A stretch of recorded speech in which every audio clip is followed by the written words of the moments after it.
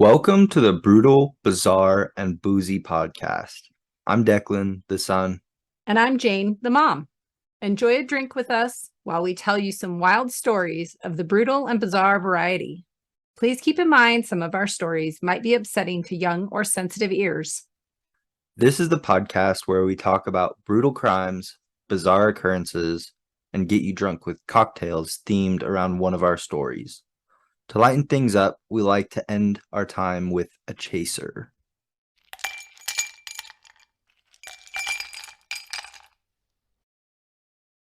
Today, I have prepared a drink called the Army Special. The Army Special. Okay. Yes.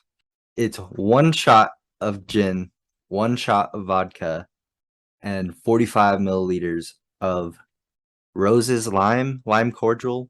I Okay. think they're the same thing. I'm not really sure, but Well, I guess we're going to find out. yes. Let's go ahead and try these. All right. Here we go. It's a lot better than I was expecting, honestly. Yeah, it's very limey, but I like lime, so I never had that lime cordial stuff before, but I don't think I have either. doesn't taste too bad. No, it's good. And it really kind of mutes the gin, which I'm not a gin fan, so I'm glad that I can't taste the gin. But it also allows it to be a little softer, not so fiery with the two alcohols in there. Yeah, it complements it pretty well. Agreed. Okay, to accompany this drink, I have some history of gin. History of gin. Okay, I'm ready.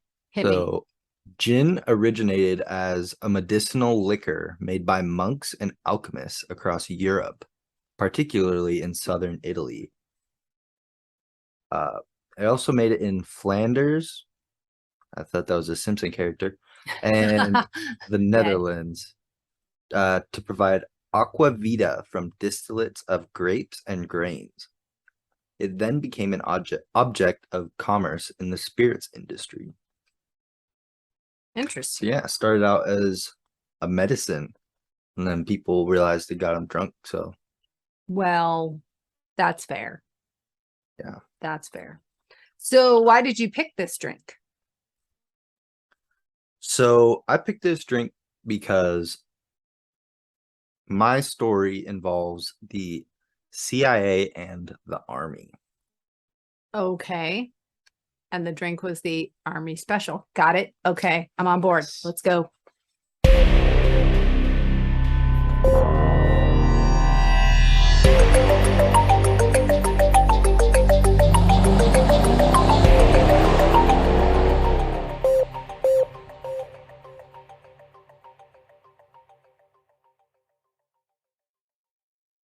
Periodically, the CIA will declassify documents to become public knowledge.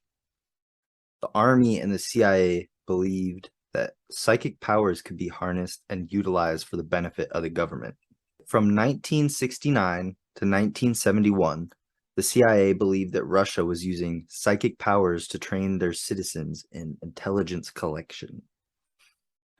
The CIA discovered that in 1975, Russia was spending 30 million rubles, which is about 5 million US dollars. That $5 million at the time?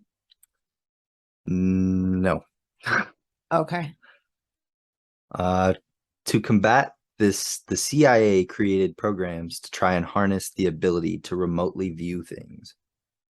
Remote viewing is when someone with psychic abilities is able to see something happening in real time anywhere in the world. CIA believed that everyone holds this power. They cannot use it without proper training. Well, I'm definitely not trained because I would like that power and I don't have that power.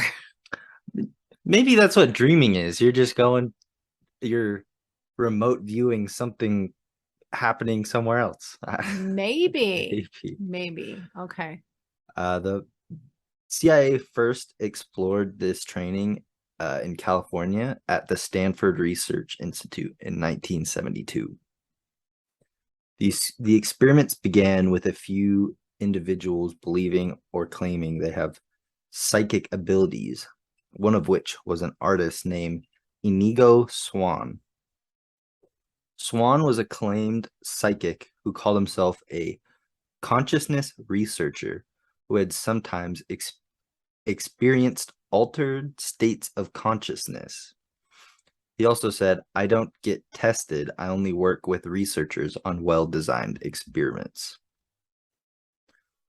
Swan-inspired innovations have led to impressive results in parapsychology. However, experiments not controlled by Swan have not been successful. And they are rarely mentioned, and if so, only in passing. So the ones that he controlled were successful, but the ones he did not control were not successful. That's what I'm. Seems fishy. Okay. Yeah. Might not have been the best scientific researcher. Sounds like it. Okay. All trainees for the program required a 65% psychic accuracy rate. They also recruited an entertainer named Uri Geller, who was known for the ability to bend spoons without touching them. To test this, the CIA locked him in a soundproof room with no visuals, so it was just a dark, pitch black room. They picked random words from a dictionary and illustrated the meanings of the word and taped it to the wall outside Yuri's room. For the word fuse, the CIA drew a firecracker, and Geller drew a drum, which he said was a cylinder that made sound. So I guess he wasn't too far off. I guess a firework is a cylinder that makes sounds. True. For the word bunch, the experimenters drew 24 grapes, and Geller also drew a bunch of grapes, which just happened to contain 24. Wow. Yeah, so he was spot on with that drawing. That's wild. Yeah. Yuri's ability was applied to a 1977 Army program called Gondola Wish Program, which purpose was to train Army personnel to collect sensitive intelligence using psychic powers. A journalist named Jack Anderson discovered this information and wrote an extensive article about the experiment, which led to the cut of funding for the experiment. Oh. Yeah. Whoops. However, the experiments continued on despite the lack of government funding. And by 1991, the project came under the name Project Stargate. Stargate. Project Stargate cost around $20 million, including 40 personnel and 23 subjects. During its time, one remote viewer was able to locate a downed Soviet bomber and was only a few miles away from its actual location. Wow. However, all the information the remote viewers got correct, they still remained at about a 15% accuracy rating.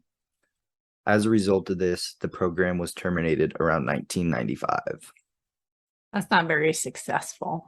You only have that low. 15%? Is that what you said? Yeah, 15% accuracy. So whoops. Not great. Whoops. Definitely not a passing grade.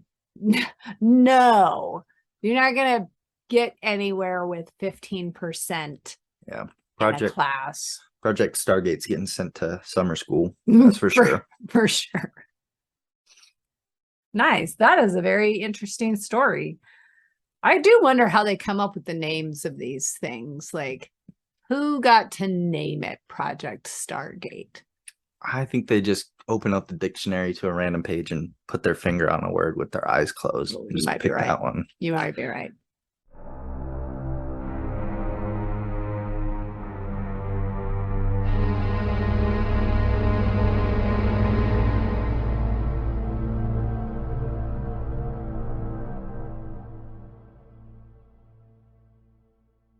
Alrighty, Jane. What brutal podcast story have you come up with for us today? I have a story about a man named Richard, or also called Dick Marquette. He was also nicknamed the Barfly Killer. Okay. So Seems to fit our podcast accordingly. Sometimes, yes. All right, here's my story. Letting the dog out is a common occurrence, and sometimes they will bring home a little surprise they found. Sometimes it's a rock or a stick. But for one woman in Portland, Oregon, in 1961, the dog brought home something much worse and much harder to ignore. This dog brought home a paper bag containing a dismembered human foot. Oh, shit. She called the police. Police arrived. When they were there to collect the foot, the dog brought home another find. This time, it was a human hand. I really hope my dog doesn't bring anything like that home. Agreed. That's grody. Agreed. So, 2 days before this grisly discovery, Joan Cottle, a married mother of 2, left her house to go shopping for a Father's Day present. When Joan didn't come home, her husband reported her missing. He was questioned thoroughly, and he mentioned that Joan had been feeling depressed recently and might have gone to a bar. While at Joan's home, the police looked at her shoes and determined that the foot in question was an appropriate size for Joan's shoes. An autopsy of the foot and hand revealed that the parts had been drained of blood. Ooh, that's not normal. No, I'm not quite sure how you even do that so thoroughly, but they said it was completely drained of blood. That's not your average incapacitated hand. No. You'd find. Nor dismembered foot. Nope. Police continued their investigation and were able to find a witness at a Portland bar who recognized Joan as a woman who interrupted a conversation that she had been having with a man who called himself Marquette. So this woman's in a bar chatting up a guy. Joan comes in, interrupts the conversation, and then the guy that she was talking to proceeded to hang out with Joan instead of her. So apparently this woman's quite known in the community to hang out in bars, and that could be part of the whole barfly killer thing, but he didn't kill her. Police were able to identify Richard Marquette as the man who Joan was seen with at the bar, the one that the witness had been talking to. They located his residence, in which they found bloody lingerie and body parts that were wrapped in newspaper, but he was nowhere to be found. Joan's head was unable to be located. The body parts found in his home were also drained of blood. Ugh. Where did Yes. the blood go? Also a good question. A warrant was issued for his arrest, but they didn't know where Marquette was. The Oregon State Governor requested the help of the FBI, who for the first time in history expanded their top 10 most wanted list to include an 11th person, Richard Marquette. The day after being added to the list, Marquette was seen in California. He was quickly arrested without incident and brought back to Oregon. Marquette told the police that he and Joan spent some time catching up in the first bar. Apparently, they had gone to school together, and she recognized him when they met in the bar. That's how they had known each other. And after they had been talking at that first bar, they went to a few more bars before going to his house. He said they had consensual sex, but then got in an argument, which caused him to strangle Joan to death.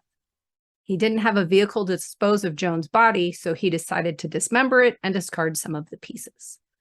That's his story. With his assistance, police were able to finally locate Joan's head in a nearby river. Due to all of the circumstances, police were unwilling to believe that Joan consented to sex, so Marquette was also charged with rape. He was convicted of Joan's murder and sentenced to life in prison. However, it's not the end of this story. In 1973, after serving only 11 years, he was let out on parole.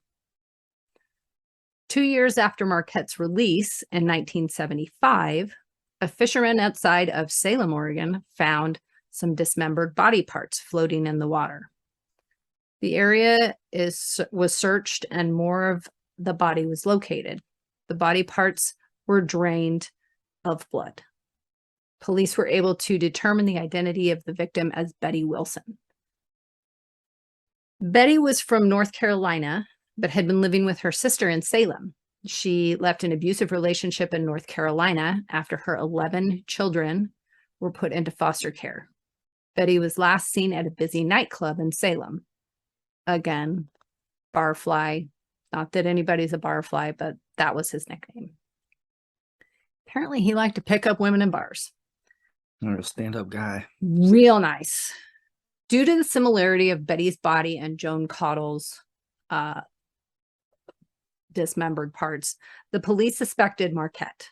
They were able to obtain a search warrant for his home, discovered several pieces of evidence linking Betty and Marquette. He was arrested quickly, and when confronted with the evidence, he confessed to Betty's murder. He claimed a similar story to the murder of Joan, stating that he and Betty had agreed to sex, but when she changed her mind, he strangled her, dismembered her, and disposed of her body. He was convicted of her murder and again sentenced to life in prison. While incarcerated, he also confessed to a murder that he committed in 1974, 1 year after his early parole and 1 year before Betty's murder, so in between. He was able to lead police to her location, but he was not able to identify her. This victim's remains were just skeletal, and she has never been identified. At the time of recording this podcast, Marquette is still alive at 87 years old and in the Oregon State Penitentiary and is one of the oldest prisoners inside. And that is my story. That's fucking... It's brutal. Yeah, that... Very brutal. And those 2 other deaths could have been prevented if they hadn't paroled the guy. Yeah, not a nice guy. God, and it's so close to us. Mm-hmm. Being in Oregon, that's... Right. Yeah. That's crazy. I found him because I was looking up another case that will be in a couple of episodes to figure out if the other guy was still alive, and he was, and it had a listing of the top 10 oldest prisoners, and Marquette was on there, and it had him listed as a serial killer. And I was like, I've never heard of this guy. How have I not heard of this guy with all the podcasts I listen to?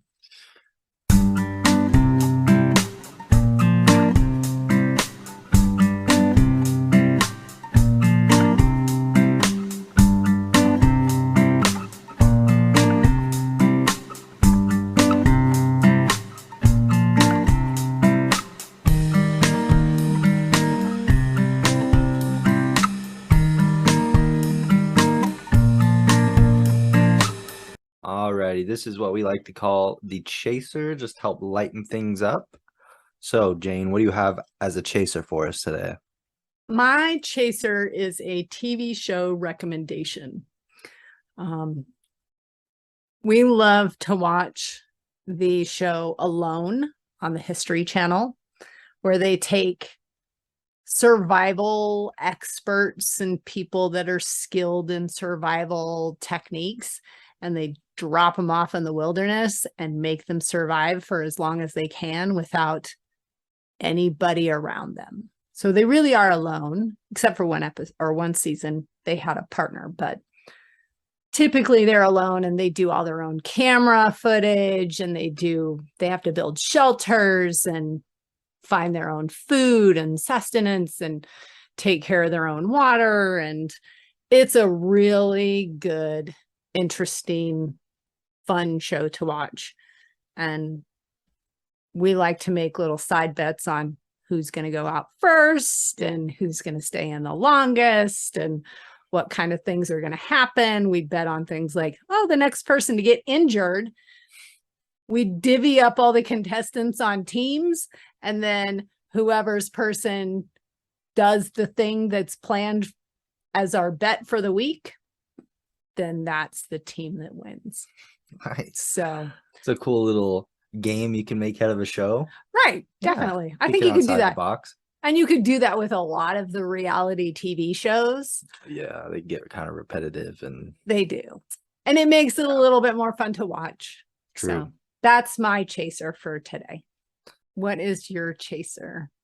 My chaser is also a recommendation of something to watch. It's not a TV show. It is a stand-up special Okay. Just came out the other day, I think. At least it's new to me.